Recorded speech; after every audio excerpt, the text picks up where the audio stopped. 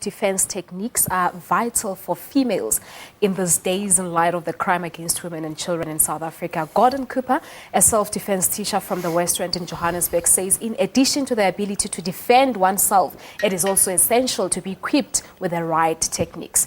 Adding to this, he has created a new and unique pepper spray that women can use to defend themselves when their lives are threatened. He joins us now in our studio to talk to us more about the pepper spray and the self-defense class. Good morning to you and welcome to Morning Live. Morning, thank you. Thank you very much indeed. Let us start with the self-defense classes. You say it is essential for a woman to know how to defend themselves. Can you just elaborate further on that one? Sure. I think we see this in nature all the time. When you look at any predator like a lion, he can handle any animal in that herd, but he will still study the herd and he will still look for the easy one. And so self-defense is not about becoming bigger than the lion. It's about getting out of the victim pool and being the kind of person that the predator won't select. And of course, the right kind of training is essential to do that. But then how interested are women in the self-defense classes? I find in South Africa, women are incredibly interested. Everybody wants the training, but I find people are very hesitant to come. So often when we have women attending classes, they want to bring their friends with in order to feel comfortable. You know? Why? Are they perhaps afraid to face their fears? Sure, because if you do a real class, it's like learning swimming. You know, we're not going to teach you out of a book. We're going to throw you in the pool.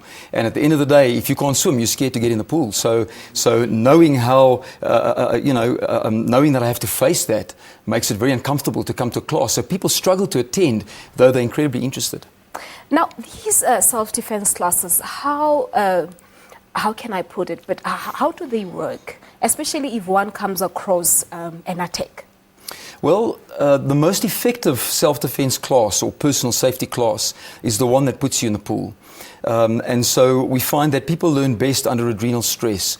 We put you through a program where you experience live attacks and live scenarios. Because when you're frightened, the kind of memories that you pick up in that adrenal state are the kind of memories that will become available to you in a live scenario. But we have people attending dojos and attending classes and learning all kinds of techniques. They're having fun and they're enjoying themselves. But when they're in a live scenario and there's adrenaline, higher brain function shuts down. People can't think clearly, and so they operate on instinct. And that instinct is not what you are trained to do.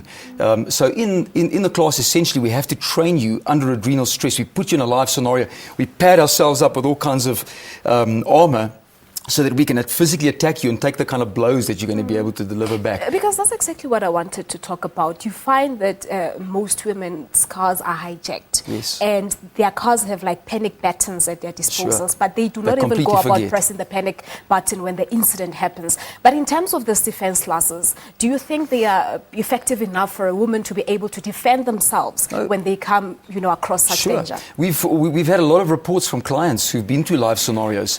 The fact is that what you put into the mind has to be at that part of the mind that functions under duress. And so when you get the training there, then suddenly when I have no rational capacity and I'm in a bad situation, I need to be able to go to that point of the mind and to have something come to my rescue, those memories of what to do. And so when someone has been trained effectively under adrenal stress, when a scenario happens, they just trust their instincts. They react correctly because they're taught to react correctly. They're trained to do that. What are those correct techniques of self-defense? Okay. Now, first off, to explain, there are many techniques, multiple scenarios, multiple techniques. So we find it's more effective. We have a motto saying simplify or die. We need simple concepts. And the concepts we teach are what we call the ABCs.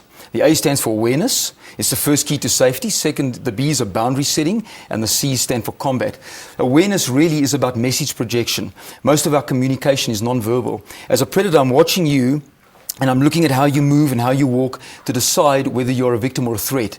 And if you can present yourself correctly, I see you as a threat, as an opponent, and that's not what I'm looking for. I'm looking for someone that I can safely and easily abuse. So awareness is about projecting a message of confidence that puts me off. Boundary setting, the second key is about space. When a stranger approaches you and asks you for time or money or directions, make sure you always create space, because before you attack me, I want you to have to step and grab, step and kick, step and whatever you're going to do. Because when you step and cross the line, then I can go to combat mode. Okay, now you've created these new pepper sprays, and you are saying they're different from the normal pepper sprays that we know. How unique are these? Sure. Look, many people are looking for different kinds of weapons. The best weapon in the world is the one you have on you.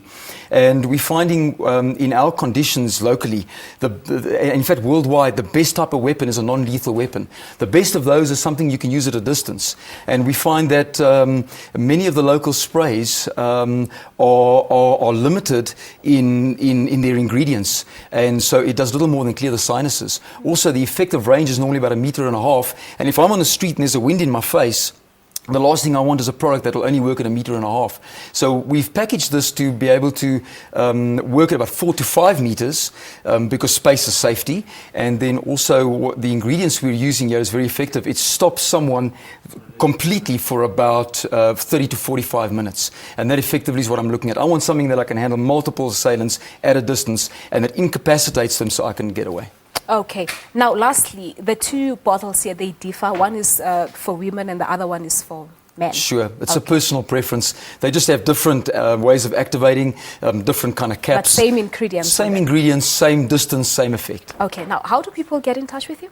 Oh, you're welcome to call me at 082-469-6577, or you could just search self-defense, Google self-defense, you'll find us, or go to www.the-phoenixfoundation.co.za. Well, God, and that's where we're going to leave it this morning, but thank you very much for your time. Thank you, ma'am. Thank you very much indeed. There you have it. That's Gordon Cooper, a self-defense teacher from the West Rand here in Johannesburg. He has invented the two pepper sprays. He says they're different from the ones that we usually know here in South Africa. Well, let's check with Phil again with the latest in weather.